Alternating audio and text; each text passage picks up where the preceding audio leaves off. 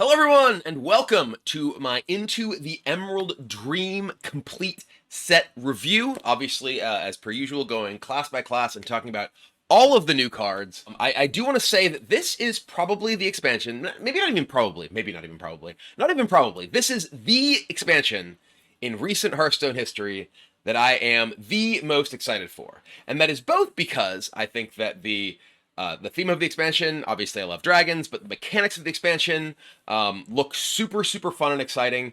And also, I feel like the Hearthstone team, with a number of the balance changes that they announced, are moving things in a good direction for the game. I did make a video recently where I was very critical about the state of Hearthstone and the feeling like there was a lack of like cohesive design direction with things like Bob being released around the same time as things like Yogg and Reska getting nerfed. Now they're nerfing Bob, and they're nerfing a bunch of what I feel are problematic cards. I'm not going to go into the specifics of all the cards that are being changed with the rotation, but it's basically the entire list of things that I personally would have said, hey, nerf this, or redesign this, or whatever. So I'm feeling good, not just about the new stuff, but about the decisions that are being made leading into the expansion, about the old things that previously were threatening to kind of dominate the environment and squeeze out any opportunity for new cards and new strategies to shine, being kind of put in their place with some balance changes, and just generally makes me pretty happy and hopeful for the future of the game. So I am super excited for this set, and let's just jump right into our very first card. Boom! We got our Death Knights, starts alphabetically. We got Hideous Husk, a 6-cost 3/5. With your leeches steal 2 more health from their victims. Battlecry, summon 2/0/2 leeches. So the leeches themselves are a card here, Bloated Leech, a 0/2 that at the end of your turn steals 1 health from your hero, steals 1 health from the lowest health enemy. So obviously this guy gives you 2 guys that steal 3 health from your enemy, and from the lowest health enemy. So these are kind of interesting, both in the sense that they can sort of be board control, right? Like if your opponent has a small minion, these can just eat their minions and give your hero bonus health. It's not healing; it is stolen health. So it's another way for Death Knight to get an expanded health pool and use that health to pay for things like they have historically. And it can just also be a win condition, right? If your opponent has no board, your leeches are going to be stealing from their health, which my understanding, I don't actually know 100% how this works. My guess would be that this is like they're stealing max health rather than just like taking current health, which would increase your max health and reduce your opponent's max health. I don't know. That would make it much more powerful, at least against an opponent. But I feel like this card, by itself, obviously is a mediocre body for its cost, but you're immediately getting the 2 leeches, which will kill small minions, and then also potentially suck your opponent's life force. So I think it's an interesting mechanic for Death Knight, that I think if it is good can be really, really scary. So definitely a card to keep your eye on. Next up, we have Infested Breath. It's another leech card. Just deal 2 damage, summon a leech. So this can be a particularly effective removal card, right? If your opponent has, say, a 3 health minion, right, you can shoot that 3 health minion and then your leech will kill it. If they have a 2 health minion and a 1 health minion, you can shoot their 2 health minion and kill their 1 health minion. So this could just be a very powerful and high utility, high optionality card. You can also just hit them in the face and steal life from them. So much like the other sort of leech things, I think that this has the potential to be a little bit scary. And also, like I said, has so much flexibility in terms of the ways that you can use it, whether as, just really effective individual, medium target removal, or multiple small target removal, or as burn. So I think it's a very interesting card that I would expect to get some good play. Next up, we have Sanguine Infestation. More leeches! I nearly phased out of existence. 4-cost spell, draw 2 cards, summon 2/0/2 leeches. Again, a leech card that obviously, if you're going to be playing all these together with the initial leech thing, if you want to sort of easy ways to kill these, right? Because these aren't just a 1-turn effect. these are going to stay in play. So if you're able to control your opponent's board such that they don't have minions that can attack into your leeches, it's going to leave them in a pretty rough spot, right? You know, if these get multiple triggers, it ends up being extremely powerful, especially if you do have the additional leech bonus from this fellow here, the Hideous Husk. So, you know, the sort of leech blood control, leech blood mid range, whatever, does feel like it has a lot of potential to be a obnoxious and potentially scary deck that is, you know, just sort of gonna flood the board with these things. And if your opponent is not playing a proactive deck to attack them easily, they're gonna have to use removal or just get their blood sucked away, which is very leech coded. Next up, we have Grotesque Rune Blade. Battle Cry, if the last card you played had an unholy rune, +1 attack. Repeat for blood and +1 durability. So if you played a 2 rune card, a unholy plus blood card, this is a 3/3 weapon for 2, right? Pretty wild. It's interesting because this is, I think, the first card I can think of that cares not just about like the runes of cards that's putting in your deck, but specifically like the ordering of the cards you play. So, you know, I think that this is a interesting card from a gameplay perspective and a deck building perspective, right? It's going to encourage you to want to have multi-rune cards in your deck. And I think that that's, you know, an interesting thing because we've seen the rune mechanic for Death Knights kind of go through an evolution over sort of the, you know, existence of the class in Hearthstone. Used to be that there were like a lot of triple rune things. Then it was like, okay, well, you just play triple rune, whatever. And then they sort of pulled back on a lot of the rune requirements, which I think generally just made like Rainbow the best style of deck. But this like I think is a new take on it, which I think is quite interesting. You know, a way that you can potentially care about, you know, more than just what you're allowed to put into your deck. So, you know, even if you just play this as a 3/2 weapon for 2 or a 2/3 weapon for 2, it's pretty good. If you play a 3/3 weapon for 2, that ends up being quite powerful. And you can do it with this Morbid Swarm. So turn 1, Morbid Swarm, make 2 ants. Turn 2, play that weapon. This is a 1-cost spell. Choose 2 or choose 1. Each of them is a 2 effect, which is why my brain said that, I think. Summon 2 1/1 ants, or spend 2 corpses to deal 4 damage to a minion. Remember Living Roots? This is a Living Roots style card, right? Living Roots was a very powerful utility druid card, and this is a very powerful utility Death Knight card. And even better, right? Like in Death Knight, you have significant value that you get just from having these cheap minions that are giving you corpses. So this, you know, a sort of a blood unholy deck using this obviously has the ability to not only very effectively use the weapon, the Grotesque Rune Blade, but also fuel up anything that is, you know, corpse spender pretty early in the game. So, you know, a very, very powerful effect, you know, for just 1 mana that can you know, sort of scale into the later stage of the game, because spending corpses to do 4 for 1 mana is a really efficient removal spell too. So this feels like a very, very good card to me, and I can certainly see you know, that being a core for a deck with these 2 cards. And then next up we have the Leech. Obviously, that is a token though, so this is not a collectible card. Next up we have Monstrous Mosquito, a 1-cost 1/2. At the end of your turn, give your other minions +1 attack. So just a 1-cost 1/2, fine. But in a deck that is going wide, this can be extremely powerful. This can be very good both with ants, right? If you're playing a deck that is generating, you know, 1/1s from the ant spell, or if you're playing a leech deck, right? Like having your leeches also have attack can be very threatening, right? You just basically are playing Bug Death Knight. You have leeches and mosquitoes and ants. It's all of this like infestation of all these things. But, you know, this is obviously not going to give you immediate damage, and your opponent still has the opportunity to remove those minions before they can attack back. But it does make any kind of go wide strategy much more effective at being threatening over turns, as well as making it more difficult for your opponent to just at no cost remove things like your leeches from the board with their own minions. Next up, we have Ursoc, 9-cost 6/14. Battlecry, attack all other minions. Death Rattle, resurrect any this killed. So obviously a very different direction from a lot of the things that we have seen so far for Death Knight, which have been mostly little dudes, small minions.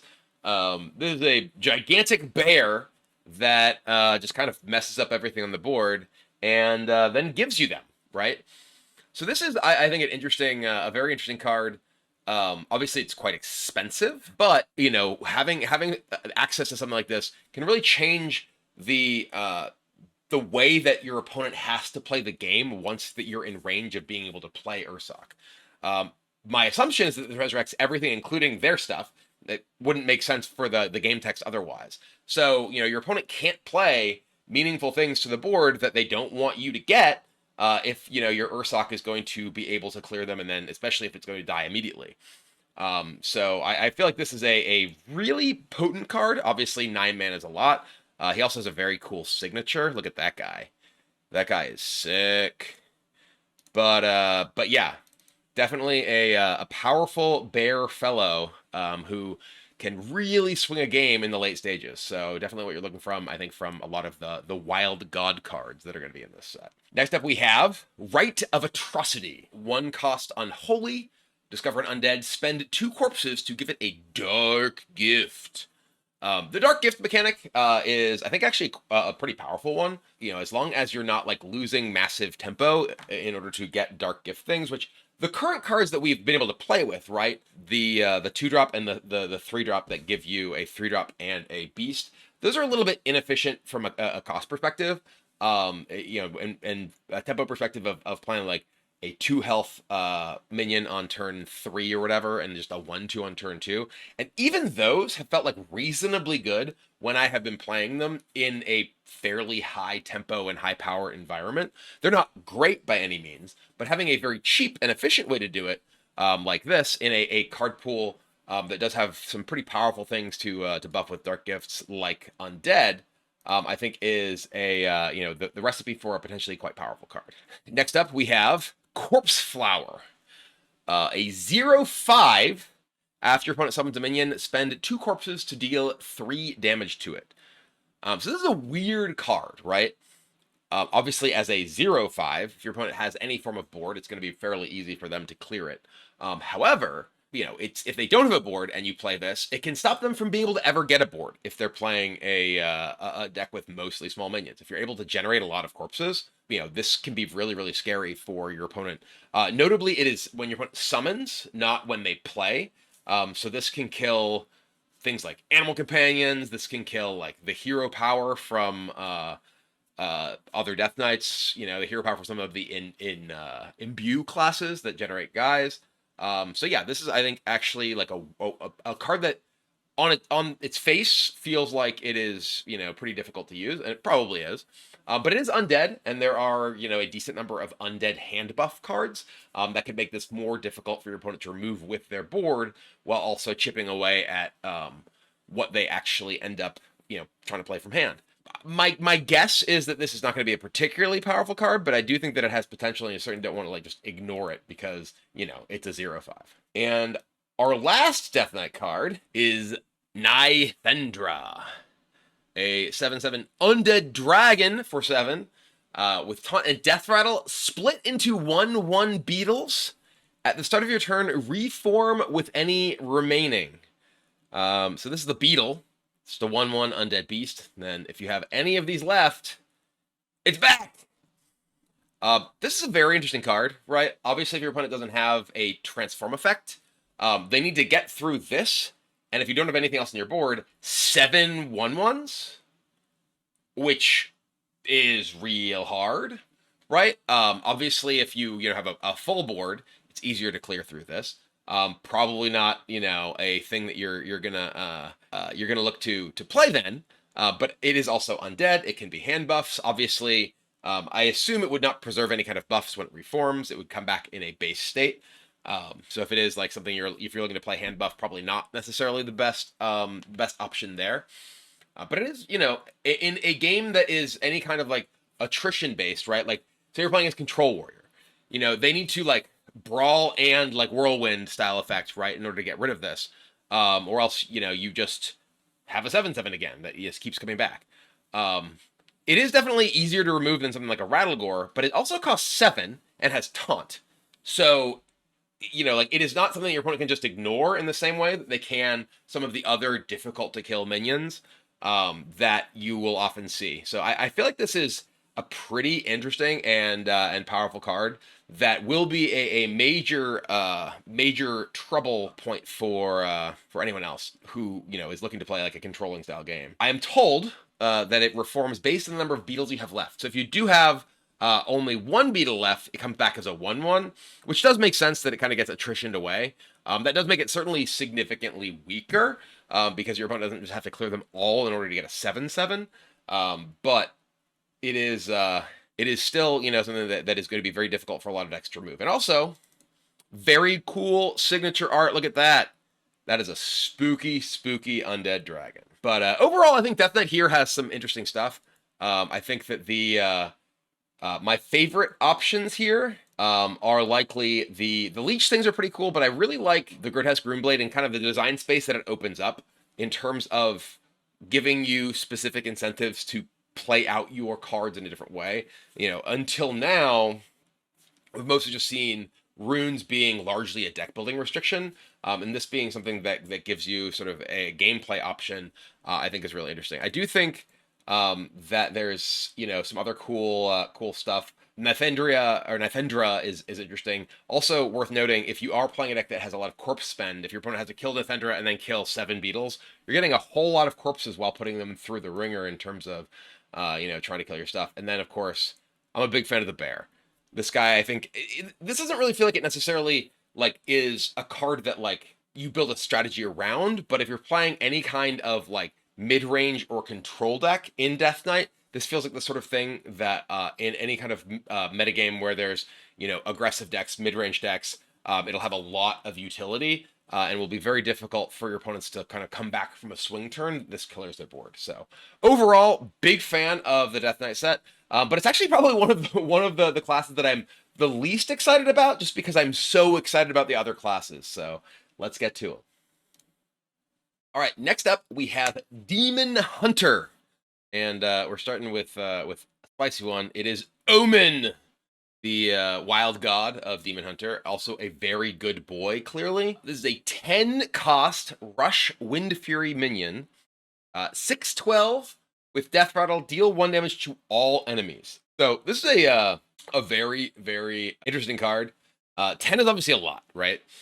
There are a decent number of things in Demon Hunter that give you the ability to accelerate out or cheat out big demons. So this is, you know, obviously something that can lean toward that style of package, even if there isn't stuff necessarily right now. This is obviously the first set of the year, so it's something to keep in mind when there are other effective ways to cheat them out, or, you know, just get to 10 mana. Hard for Demon Hunter, not exactly a particularly great control class, but, you know, this is a very, very powerful effect, right?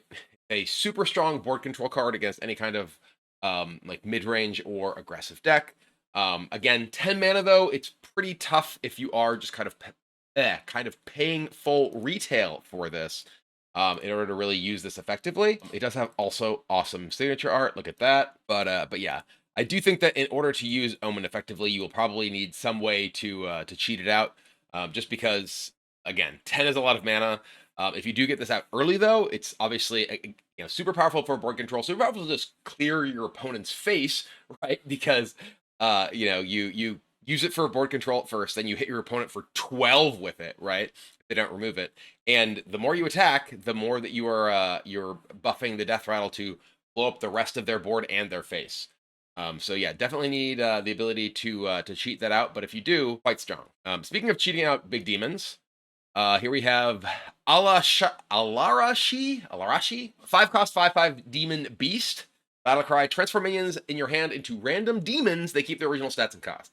Obviously not great with something like Omen, right? If you're like, you know, looking to make something into it. This is super reminiscent of Lady Prestor. For those who remember that card that turned your minions into dragons. This obviously affects your hand rather than your deck, so it's not the sort of thing that you use in quite the same way that you did Prestor, which was you wanted to try and play that as quickly as possible, and then you play a deck full of like 1 and 2 cost minions and get a ton of battle cries from dragons. This is at its most effective with cheap minions and powerful battle cries. There are, a decent number of demons that do have powerful battle cries or otherwise passive effects, like something like a Magtheridon, right? Very, very powerful with this effect. It's super, super strong with like Window Shopper, because you then get the same sort of thing where you end up being able to, like get multiple instances of potentially strong battle cry demons or passive effect style demons, from this effect. So this feels like the sort of card that is maybe like, maybe you're playing a deck with a ton of cheap minions and you play this kind of like as like a top end card that, can get more use out of the small things in your hand. Um, Feels a little difficult to use because you really need to have, a handful of minions in order for this to really be an effective card. You're not getting much value out of it. It's pretty inefficient as just a 5/5 for 5. But that's where I would like want to try to use it. Is in, a deck that's looking to do things like that. I don't know if that sort of deck really exists and what sort of support exists for that sort of deck. But that is where I would try and find a place for it. Next up, Wyvern's Slumber. There are, of course, choose one cards in every class now, sort of part of the Emerald Dream theme. Everyone's a druid. So this is 3 costs, summon 2 dormant dread steeds, or deal 2 damage to all minions. The dread steeds are the new sort of wild seed style cards. They have, much like the wild seeds, they have a 1. But 1 is a 3/3 elusive that is dormant for a turn. The 2 is a 4/4, dormant for 2 turns. When this awakens, give your hero +3 attack.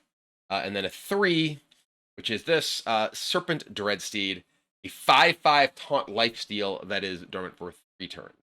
I do think that broadly speaking, these Dreadseeds seem a bit weaker than the Wild Seeds, and I think the support package is a bit weaker. Like in particular, I think the 1 as a 3/3 elusive for 1, much worse than a 3/1 rush for 1.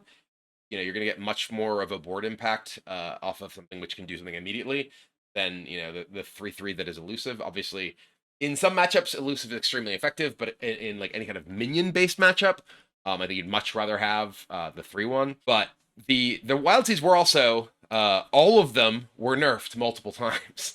The Wild Seeds themselves and the cards that made Wild Seeds in many cases were repeatedly nerfed. So there is room for cards to be worse than the Wild Seeds were and still be good cards. And this is also a choose one, right? It's summon 2 or deal 2 to all enemy minions, or rather all minions.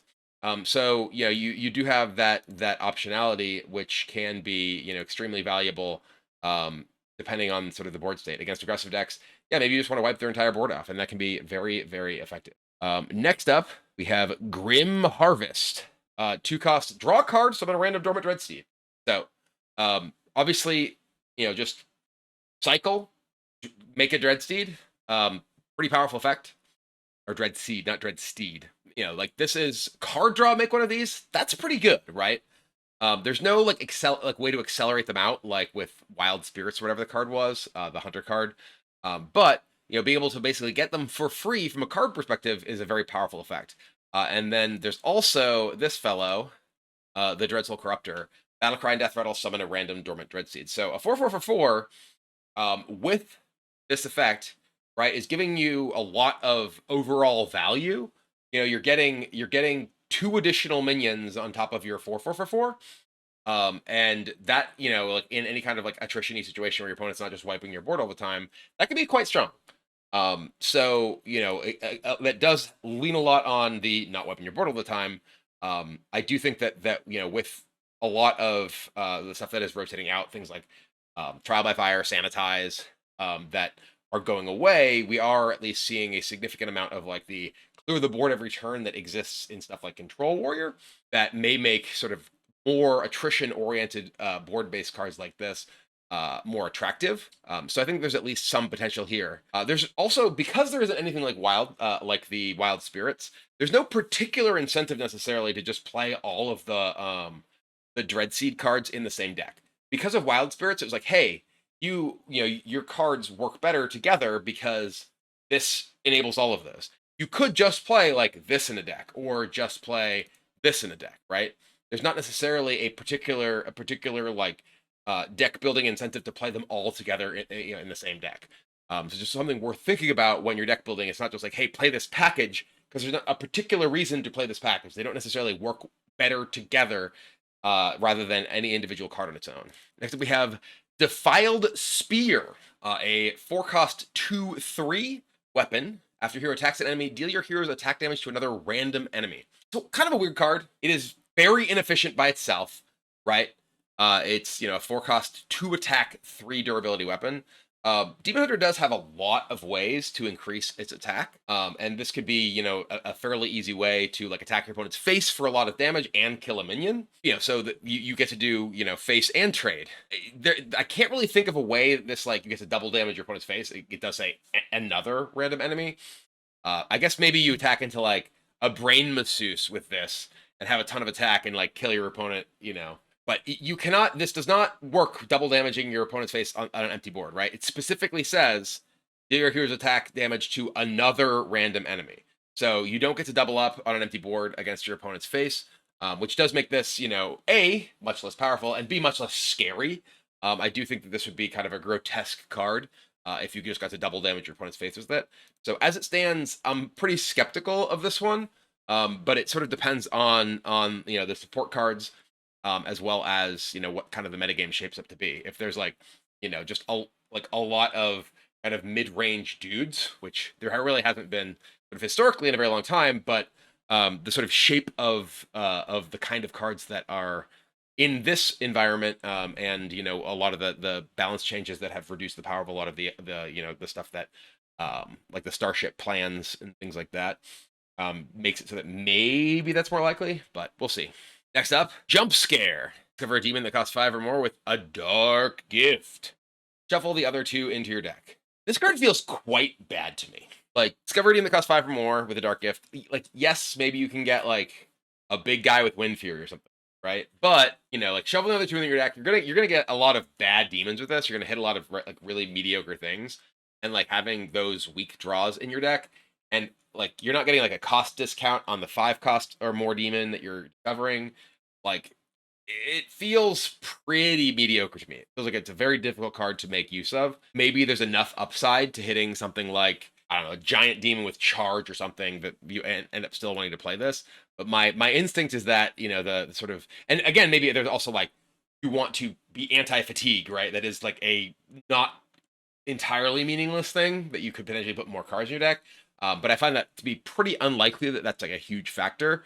And this doesn't really feel terribly exciting to me. Next, we have Nightmare Dragonkin, a 3-cost 4/2 dragon with death rattle. Reduce the cost of the rightmost card in your hand by 2. I mean, any kind of cost reduction is something you need to pay serious attention to, right? It's not super controllable. You don't necessarily have control over when this is going to die. You don't have, control over what the rightmost card in your hand is going to be much of the time. Obviously, you can have some element of control over both of those, depending on, the way that the game plays out. So it's not like, just like, hey, you use this as a combo thing, but it could just be like a medium efficiency thing in like a deck that has like mid-range or big things. My biggest concern is that a 4/2 for 3, right? A 4/2 for 3 with no additional ability to impact the board feels like you are very likely to be putting yourself significantly behind, just because it dies so easily to things below it on the curve or to cheaper. It is a dragon. There are other things that do care about dragons, of course, in this set, and maybe that matters. But my inclination, despite the fact that it's a card that provides cost reduction, that it's not consistent enough, and it is a very high cost from tempo perspective of actually playing this, that it doesn't seem super likely to be a particularly effective card, just because there's so many variables that are difficult to control, and it's just going to die really easy. Next up, we have Ravenous Fellhunter. So this is actually a card that does some interesting things with the card we just saw, right? Like, this is independently, right, the Nightmare Dragonkin by itself, not a very exciting card. But this guy, right, 5-cost 5/3, obviously pretty bad stats, but resurrect a friendly death rattle minion that costs 4 or less, summon a copy of it. So, like, if you are playing like a death rattle package with this guy, and also, by the way, there's a big version, the Ferocious Fellbat, death rattle, resurrect a different friendly death rattle minion that costs 5 or more, summon a copy of it. So you can end up like kind of chaining these things, You know, like this guy, right? The Nightmare Dragonkin could end up getting resummoned by this guy, and then this guy resummons two of this guy, and now all your cards are free. You could also use it potentially in a starship deck, right? These with the Soulstone thing. The Demon Hunter one is the Wind Fury one. Yeah, the Wind Fury and plus attack ones. Okay, this would only work with like Arcanite Crystal if you're looking at starships. I was confusing it in my head with the Death Knight one rather than the Demon Hunter one. But you know, even just being able to like, hey, I'm gonna get 2 Arcanite crystals back or whatever. They obviously got nerfed down from 6 armor to 4 armor, but that is a, you know, if you're looking to play a longer game with Demon Hunter, which is not a class that traditionally has tremendously good defense mechanisms, that is a powerful way to preserve your life total, get like some very meaningful board presence, and then maybe you launch your starship, and then it comes back with this, right? This can potentially return your starship that died and gave you a ton of armor, and with Reska gone, with Yogg gone, with Bob nerfed, with Reno gone, like there's real potential for starships, to be not just the launch starships from the StarCraft set, but also the sort of more central StarCraft starships from the original Great Dark Beyond to actually have a meaningful impact on games. So that I think is probably the most likely place you see this sort of package, is my guess, which is probably from the perspective of like the Demon Hunter cards. This is probably the stuff that I'm like the most excited about.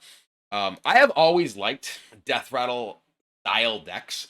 I find like finding ways to trigger Death Rattles and everything to be like a really interesting puzzle. Whatever the Demon Seed guy, the one that made a 5/8 taunt, Burning Blade Acolyte, I think it was. That was one of my most played cards like in Hearthstone history. So I really enjoy finding puzzles to make that sort of thing effective. You could also obviously just use them with this, right? The Dreadsoul Corruptor. You can get like your Dread Seed value and everything. If you aren't doing Starship stuff, maybe you're just playing more sort of internal to this and playing the Dread Seeds and these, and you're just trying to have like a board that will never die because you have Dread Seeds and Death Rattles that bring back give you the guy who makes Dread Seeds and things like that. So yeah, I think it's very interesting. It's not just a, hey, trigger this thing which is powerful over and over and over again. It like is giving you bodies that like your opponent then has to deal with, and it's not just like an explosive kill you style of incremental rather combo. It's more of like an incremental value that is putting pressure on your opponent to remove it, when a lot of the like, hey, just get rid of everything cards have gone away. Overall, Demon Hunter sort of typically is not one of the classes that excites me, just because it tends to be such an aggressively oriented class. But a lot of the cards here, right, like these cards, all of these various Death Rattle cards, like none of these things really push in an aggressive direction. I have some level of skepticism as to whether Demon Hunter has the tools to make a long game deck using things like this effective. Like I said, I love to be able to play with Omen, but I'm skeptical of getting to 10 mana. It doesn't really feel like there's no new ways to cheat things into play, to cheat the big stuff out. So you're gonna have to rely on the sort of core set and past year of stuff, which isn't really very much. But overall, probably again, not one of the sets of cards in this particular expansion that I am the most excited about. But that's not to say I'm not excited about it, because as I said at the beginning, I am so excited for the entirety of this expansion that even being like, hey, I love Death Rattles, here's a Death Rattle package, does not leave me as excited as I am for some of the other classes. So let's keep going and take a look at those. All right, next up we have Druid, and of course, Druid being kind of the class that Emerald Dream is themed around to a certain extent. Every other class gets to choose one, which is typically a Druid thing. Though, frankly, I think that giving classes outside of Druid more optionality is just kind of a good thing for gameplay.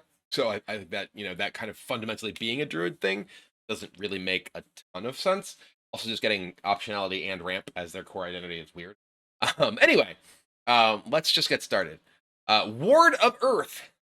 A 5-cost spell, gain 5 armor, summon a random 5-cost minion, and give it taunt.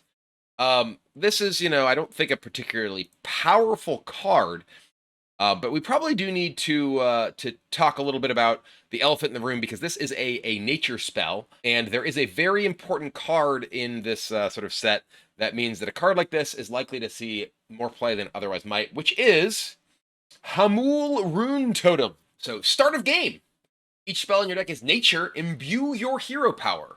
Repeat this for every 2 spells you cast. So, this is the first imbue card that we are seeing. What imbue means is that it changes your hero power to a new version, and every time you imbue it, upgrades the numerical value in that hero power. So, Hamul Rune Totem gives you, at the start of the game, your hero power becomes summon a 1/1 plant golem. Imbuing it again, such as by playing every 2 spells, makes that number go up, right? So this is a very powerful effect.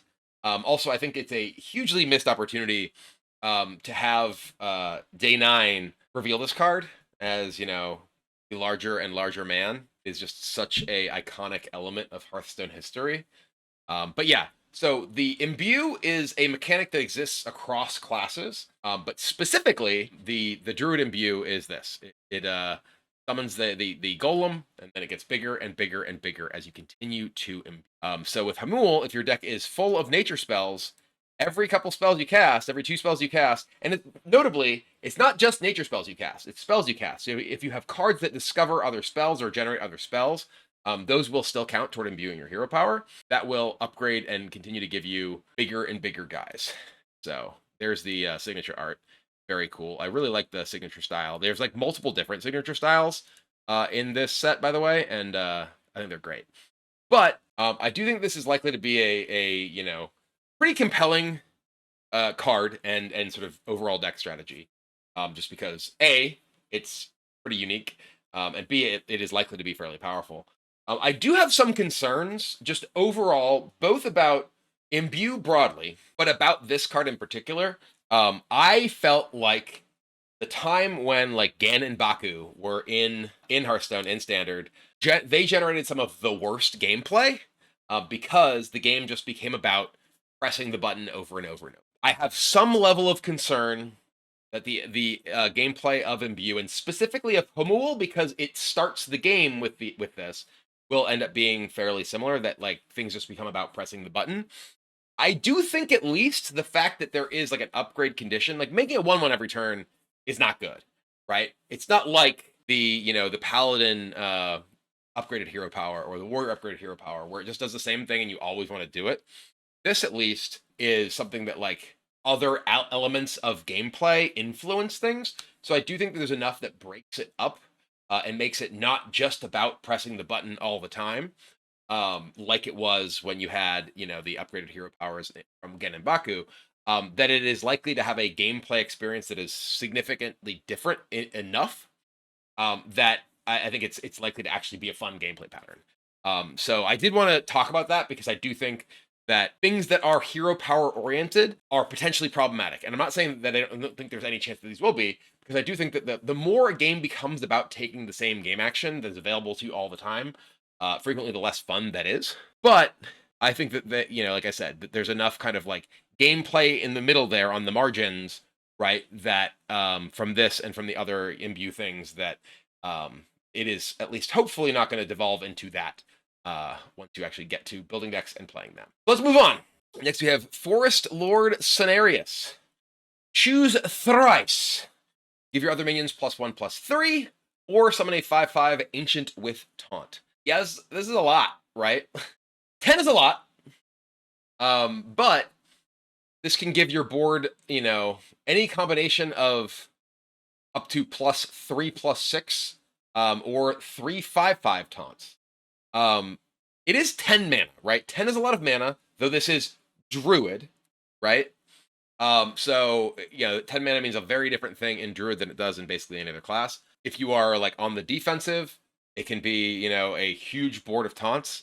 If you are on the offensive, it can be, permanent bunch of stats that are very likely to, put a lot of pressure on and maybe even kill your opponent. Also, cool signature. Look at that guy. But yeah, overall, this is 10 is a lot of mana. Even for Druid, like, it's easy to meme and say, like, oh, Druid has 10 mana on, like, turn 3 or whatever. Even for Druid, 10 is a pretty hefty cost. But this is a very powerful effect, right? Like, that has a lot of options as the game progresses. So I do think that this is, like, a pretty, powerful card in the right deck, in the right situation. Frankly, your situation, for playing this is like, okay, are you ahead? Here's your options. Are you behind? Here's your options. And, like, anywhere in between, right? Like, you could easily be like, okay, I need to buff once to get my guy on board to be able to trade with their guy, and then give me, minions on the board. So I do think that this is, definitely still an expensive card, but I do think that it is a card that despite its cost, may well have a home in, like, Druid midrange ramp style. Next up, Horn of Plenty. Discover a nature spell. It costs 2 less. So this is the perfect card, right, for the Hamul deck, right? Because this is basically Primordial Glyph, right? But it's Primordial Glyph in a deck that wants to just keep casting spells. And this is a cheap spell that gives you another spell, which is cheap. So beautiful, right? I think that this is just a great card, in particular in a Hamul deck. You're getting a ton of optionality. You're getting, like, triggers for your imbue. It's just great. I don't know that necessarily it's something that you just play, like, outside of a Hamul deck.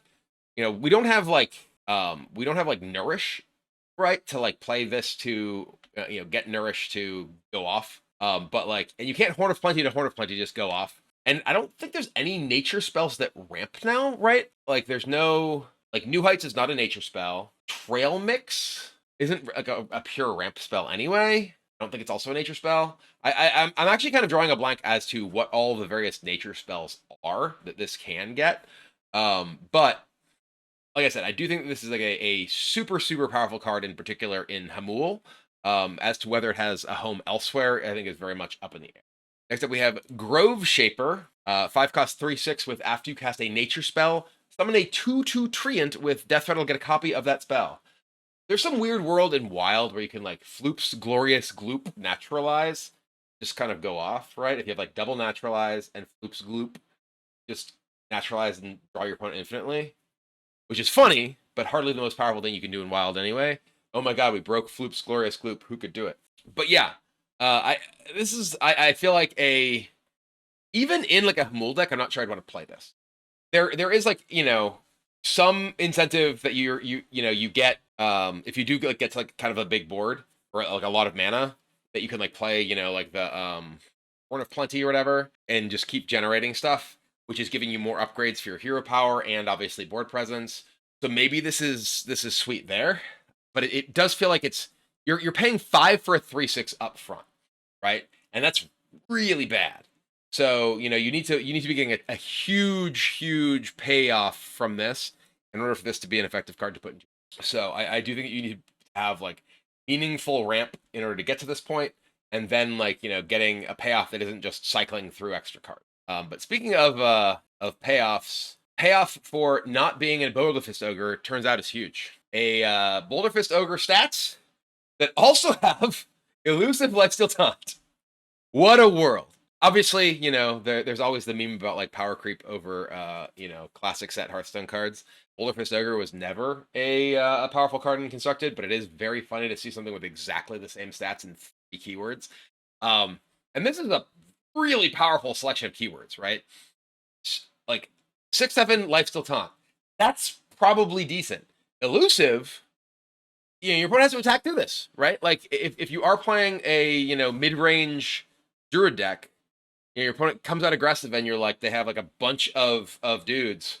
This is huge, right? This specific combination of keywords is incredible for a deck that is looking to bridge the gap from sort of the early to mid and late game. So, yeah, this is very often, I think, going to come down against an aggressive deck, and they're going to go, huh, and you're going to gain, like, 18 life as they trade their board into it, and then the game is over.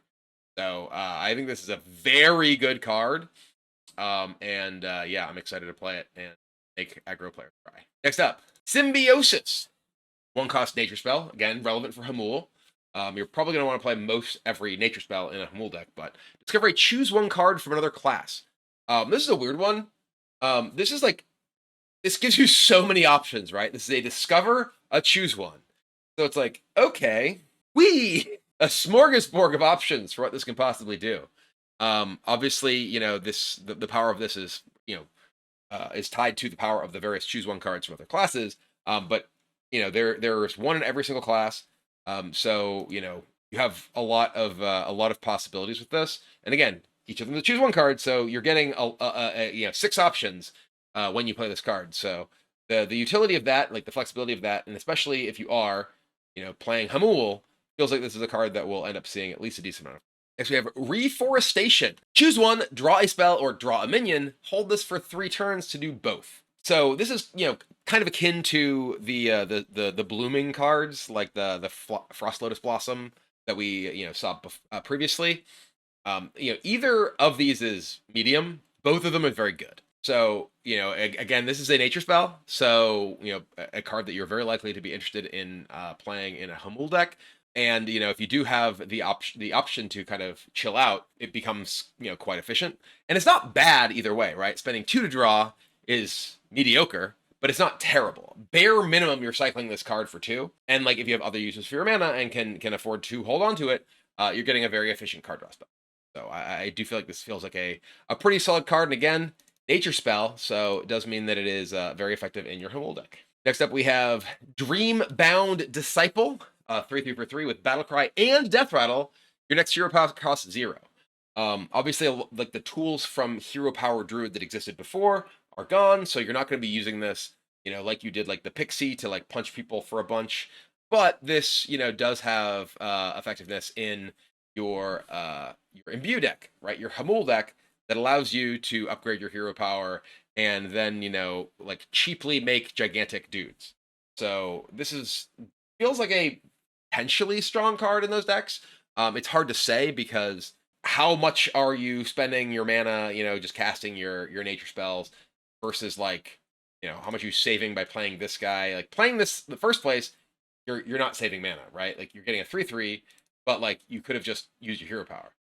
The death rattle that you're getting like an actual rebate on, and you can like potentially play this, have it, you know, hold on to your hero power, upgrade it a few times within view, and then use it and have gotten more value out of that mana like at a later stage than you would have anyway. Because this does hold the discount, right? This isn't your next one this turn, is the next one.